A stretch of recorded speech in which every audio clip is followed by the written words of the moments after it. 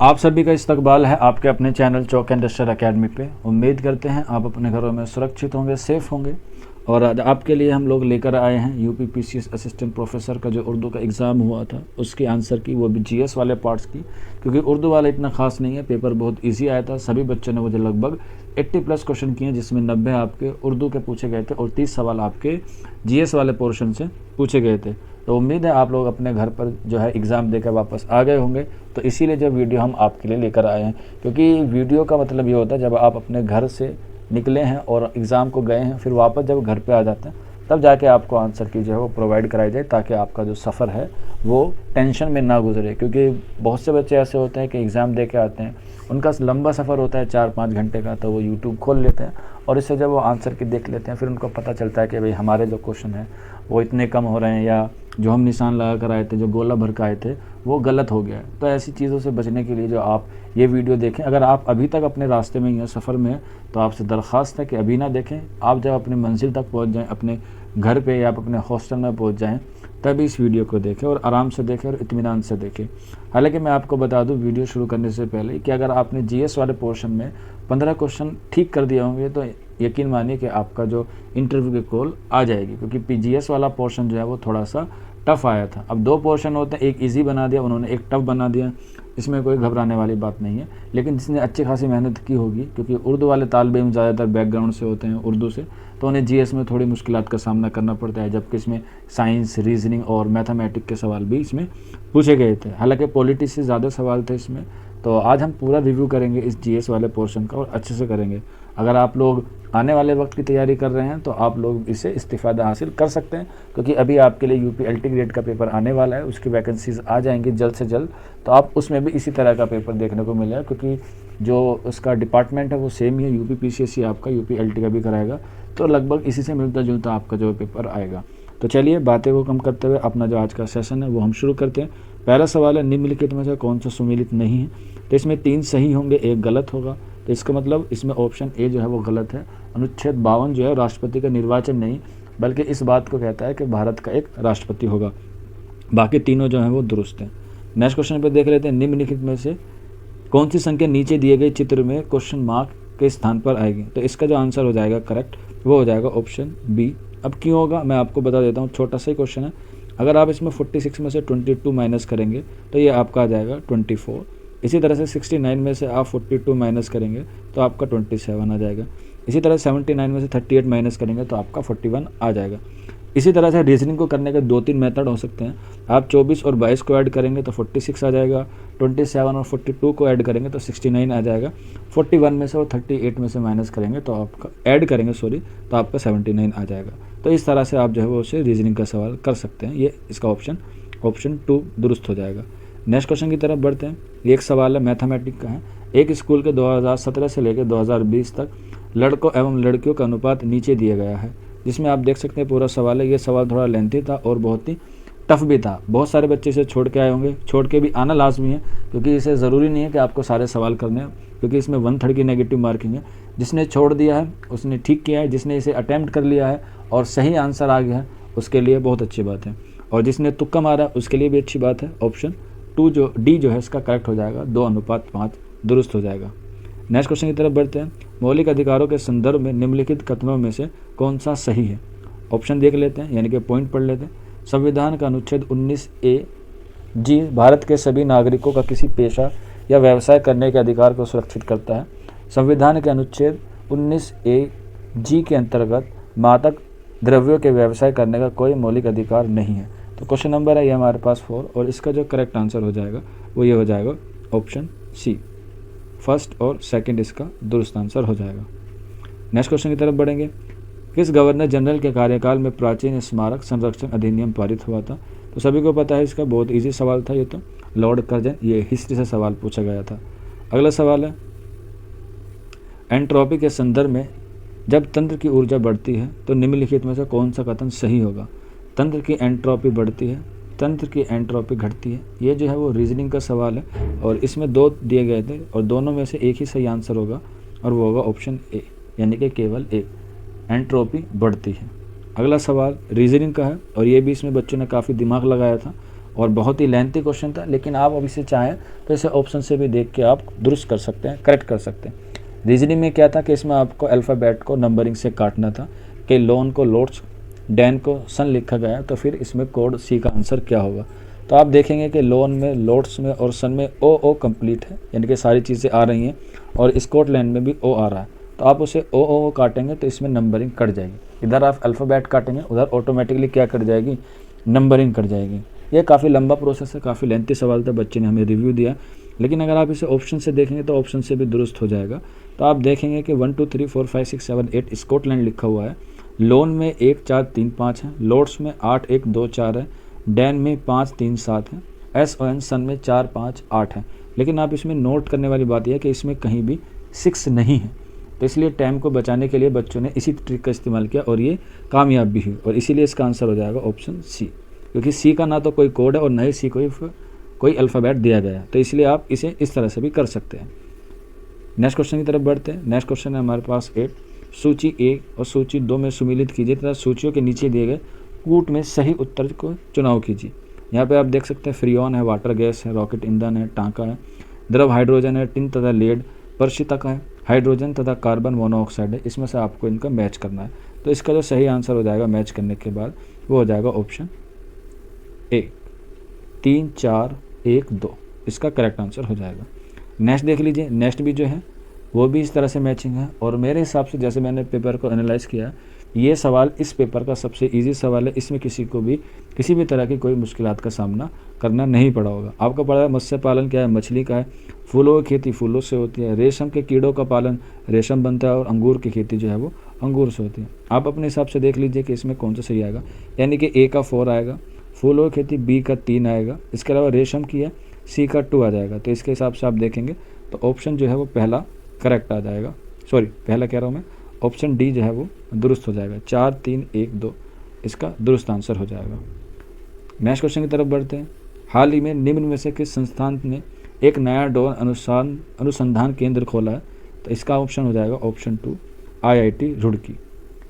Next सवाल, air India 2021 के संदर्भ में निम्नलिखित में कौन सा कथन सही है?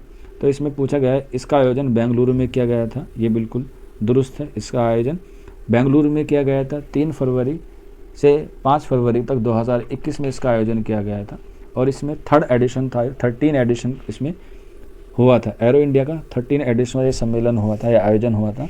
इसमें 55 देशों के प्रतिनिधि ने भाग लिया था, नहीं, इसमें 14 देशों ने इसमें भाग लिया था। तो इस हिसाब से इसका आंसर हो जाएगा केवल फर्स्ट। नेक्स्ट क्वेश्चन देख लेते हैं। निम्नलिखित में से कौन सी नदी मुल्ताई के पवित्र तालाब टैंक से निकलती है? तो आंसर हो जाएगा इसका ऑप्शन डी, ताप्ती, क्योंकि महानदी, सोन नदी और नर्मदा तीनों छत्तीसगढ़ के अमरकंटक से निकलती हैं। तो इसीलिए इसका आंसर हो जाएगा option D, Tapti. Next question की तरफ बढ़ेंगे।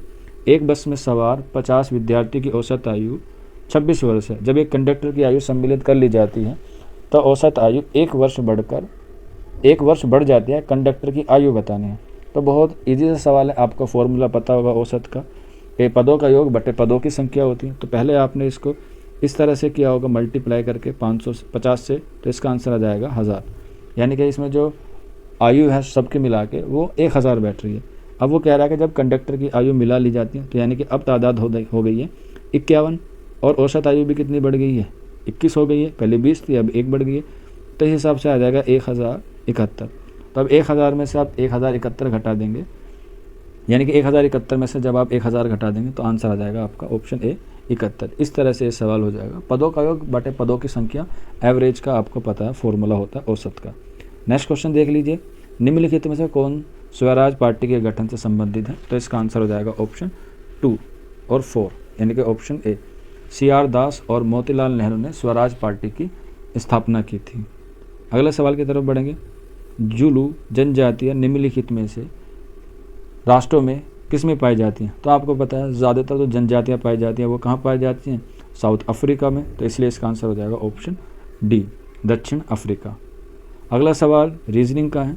पेड़ जड़ से वैसे ही संबंधित है जैसे धुआं निम्नलिखित में से किससे संबंधित है? तो इसमें लकड़ी, चिमनी, आग और आतिशबाजी है। इसमें क्वेश्चन में थोड़ा सा डाउट है कि इसमें आग भी आ सकता है और चिमनी भी आ सकता है। मेरे एतबार से इसमें जो आंसर होना चाहिए वो चिमनी होना चाहिए, क्योंकि जड़ से क्या निकलता है, पौधा निकलता है, और चिमनी से जो है वो धुआं निकलता है।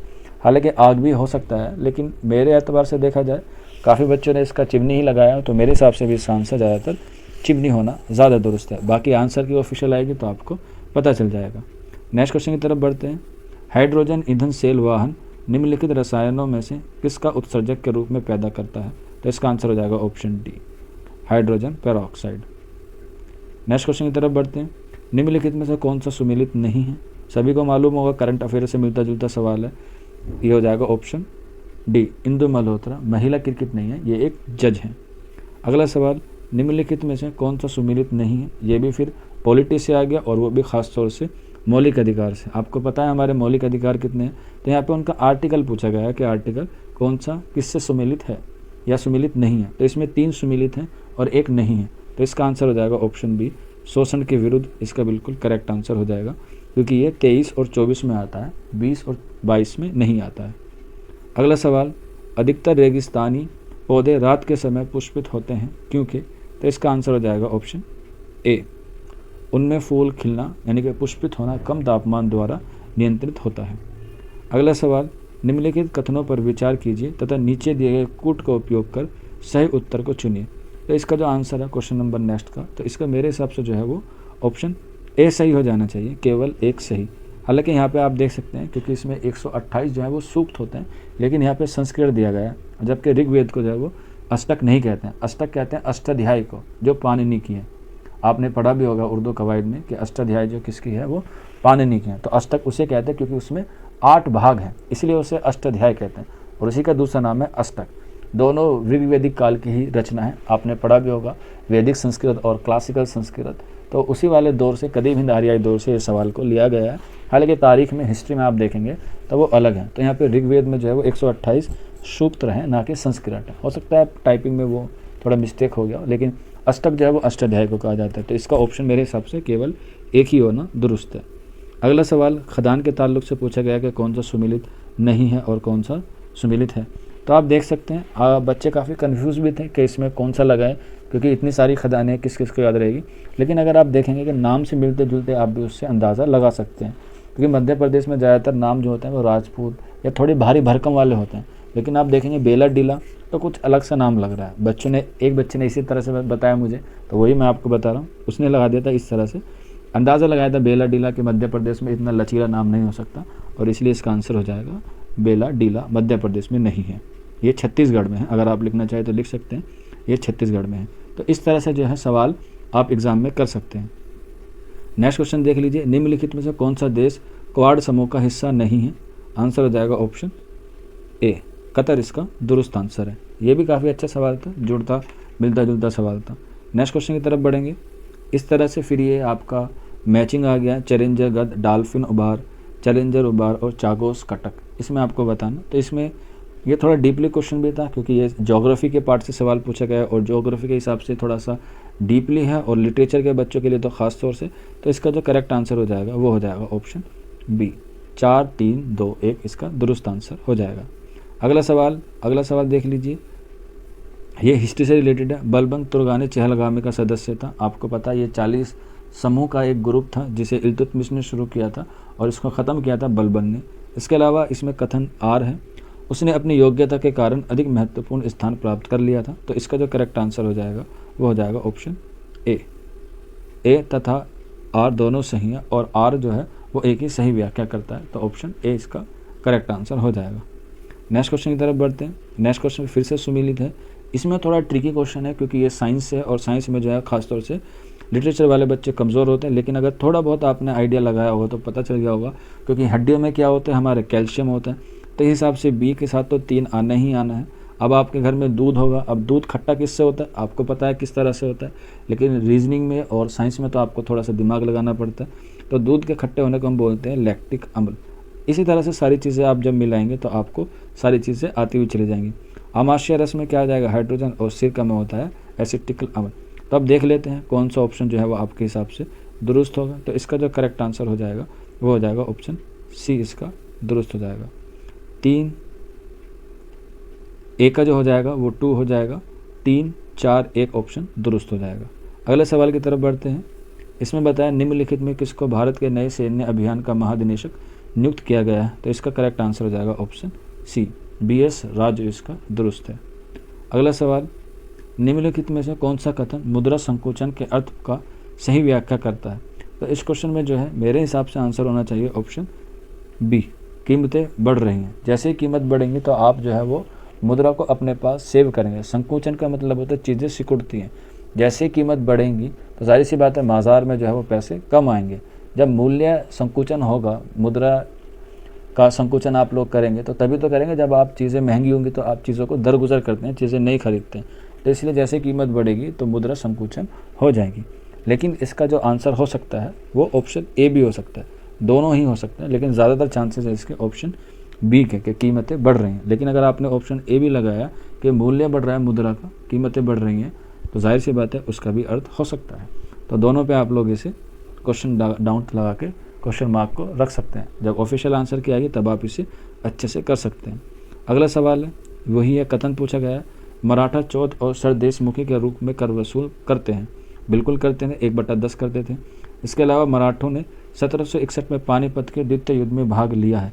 तो ये वाला सवाल बहुत से बच्चों से गलत हुआ है और उसकी गलती की वजह यह है कि इन्होंने बाद में इसमें द्वितीय युद्ध जोड़ दिया। 1761 में पानीपत का युद्ध हुआ है, मराठों ने भाग लिया है, लेकिन बहुत से बच्चों ने लास्ट में देखा ही नहीं कि द्वितीय है, जबकि ये 1761 में कौन सा हुआ था, तृतीय युद्ध हुआ था। तो इस हिसाब से जो पहला ऑप्शन जो है वो गलत हो गया, पहला ऑप्शन ठीक है और दूसरा ऑप्शन गलत है। तो ये चीज़ें हो सकता है अगर ये टाइपिंग उनसे मिस्टेक हो गई हो, वैसे चांसेस कम है, काफ़ी बच्चे कहते हैं कि सर ये मिस्टेक है, द्वितीय नहीं यहाँ पे तृतीय होना चाहिए। तो इस हिसाब से ऑप्शन 2 और फर्स्ट जो है वो दोनों दुरुस्त हो जाएंगे। लेकिन अभी को मद्देनज़र रखते हुए हम कह सकते हैं कि इसमें जो है वो ऑप्शन एक ही होगा। नेक्स्ट क्वेश्चन की तरफ बढ़ते हैं। नेक्स्ट क्वेश्चन है नर्मदा नदी अपने मुहाने पर डेल्टा का निर्माण करती है। कथन है इसका, यानी कि कारण है यह एक भ्रंश घाटी में बहती है। तो ये क्वेश्चन है, इसमें बताना है कि कौन सा सही है और कौन सा गलत है। तो ये तो बहुत इजी सवाल है, ज्योग्राफी में आपने पढ़ा होगा नर्मदा के ताल्लुक से। तो इसका जो करेक्ट आंसर हो जाएगा वो हो जाएगा ऑप्शन डी, क्योंकि जो पश्चिम की तरफ बहती है वो आप क्या नहीं बनाती, डेल्टा नहीं बनाती, और ये एक भ्रंश घाटी होते बनाती है नर्मदा और ताप्ती जो है, और ये पूर्व से पश्चिम की ओर बहती हैं। तो इस हिसाब से जो है इसका ऑप्शन ए जो है वो गलत हो जाएगा, लेकिन आर जो है वो सही हो जाएगा। तो इस हिसाब से सारा जीएस वाला पार्ट मैंने आपको बता दिया। 30 के 30 सवाल हैं। उम्मीद करते हैं आपको अच्छा गया होगा पेपर। आप हमारे साथ अपना स्कोर कार्ड शेयर कर सकते हैं नीचे कमेंट बॉक्स में, या फिर आप हमारे व्हाट्सअप नंबर 9045220432 पे हमसे अपना एक्सपीरियंस या आपके जो नंबर है वो शेयर कर सकते हैं, ताकि हम लोग आपके लिए इसकी एक्सपेक्टेड कट ऑफ जो है वो जल्द से जल्द ला सके। उम्मीद है शाम तक या कल तक जो है वो आपको इसकी एक्सपेक्टेड कट ऑफ आ जाएगी, क्योंकि अभी हम लोग इसका डेटा कलेक्ट कर रहे हैं। हालांकि पेपर सेकंड को देखते हुए हमें लगता है कि इसके लिए आपको इंटरव्यू की कॉल आ जाएगी, जिसने भी 70+ क्वेश्चन कर लिए होंगे, क्योंकि नेगेटिव मार्किंग है 1/3 की। और जीएस की बात करें, जिसने 15 क्वेश्चन ठीक कर लिए होंगे उसका सिलेक्शन हो जाएगा। जनरल की बात कर रहा हूँ, क्योंकि सीटें जो हैं वो जनरल की हैं और ओबीसी SC ST वाली नहीं है, तो लगभग कट ऑफ जो है वो सिर्फ जनरल की आएगी, SC ST OBC की नहीं आएगी। तो यही था कि आपको सारी चीज़ें बतानी। हालांकि इस पर मैं एक वीडियो आपके लिए तफसील से बना दूँगा, ताकि आप लोग जो है वो इंटरव्यू की तैयारी कर लें, क्योंकि इस वाले पेपर को आप देखिए एक नज़र से, ये सिर्फ एक क्वालिफाई पेपर होता है, इसमें कोई मेरिट वगैरह का कोई सिस्टम नहीं है। आपके लिए सीधा इंटरव्यू की कॉल आएगी। अब कब तक आती है वो आपको वेट करना होगा। अभी तो जो है वो नई सरकार बनी है यूपी में, अभी उसका शपथ ग्रहण समारोह होगा। लगभग इसमें 10-15 दिन आपके लग जाएंगे आंसर की के साथ आपके रिकॉल नोटिस के लिए कि आपका इंटरव्यू कॉल आएगा, कब आएगा। आप इंटरव्यू की तैयारी करते रहिए। जिसने जीएस में 15 क्वेश्चन ठीक कर दिए हैं और उर्दू वाले पार्ट में जिसने 70 क्वेश्चन ठीक कर दिए हैं, तो उसको जो है इंटरव्यू की कॉल आनी ही आनी है। आप लोग इंटरव्यू की तैयारी कीजिए। देखिए सिलेक्शन होना ना होना वो अलग बात है, लेकिन आप लोग इंटरव्यू की तैयारी कीजिए। इससे आप में कुछ ना कुछ ज़रूर तब्दीली आएगी, कुछ ना कुछ एक्सपीरियंस आपको ज़रूर मिलेगा। और ये मेरी पर्सनल रिक्वेस्ट है आप लोगों से कि जो बच्चा असिस्टेंट प्रोफेसर का एग्ज़ाम देकर आया है, अगर उसकी इंटरव्यू की कॉल आती है तो वो ज़रूर जाएं। ये ना सोचे कि सिर्फ 2 ही सीट हैं, उससे किसका भला हो रहा है। नहीं, आप जाएंगे तो उससे आपको ज़रूर फ़ायदा होगा, क्योंकि तालिब इल्म की ज़िंदगी में ही क्या होता है, आप एक्सपीरियंस ज़्यादा से ज़्यादा गेन कर सकते हैं। लोगों से मिलेंगे, लोगों को आप उनकी परेशानी को समझेंगे, उनकी जो मालूमात है उनसे आपको इल्म हासिल करने का मौका मिलेगा। बड़े बड़े लोगों से आपको बातें करने का मौका मिलेगा। और ये कोई छोटी पोस्ट नहीं है, बहुत हाई लेवल की पोस्ट है। आपको पता भी होगा इसका ग्रेड पे कितना है, और सारी चीज़ें, इसकी सैलरी कितनी है, इसकी अहमियत कितनी है, बाकी ये सारी चीज़ों के लिए मैं आपको एक वीडियो बना दूंगा अगर आप लोग चाहें तो। बाकी आप लोग हमें ज़रूर बताइएगा कि आपको हमारी वीडियोस कैसी लगती हैं। हम लोग आपका इंतज़ार करेंगे आपके फीडबैक का, क्योंकि feedback is more important then like your subscribe, comments and like वगैरह से ज़्यादा इंपॉर्टेंट होता है कि आप लोग हमें फीडबैक ज़रूर दें, ताकि हम लोग आपके लिए इसी तरह की और वीडियो लाते रहें। तो मिलते हैं आप लोगों से जल्दी नेक्स्ट वीडियो में। शुक्रिया।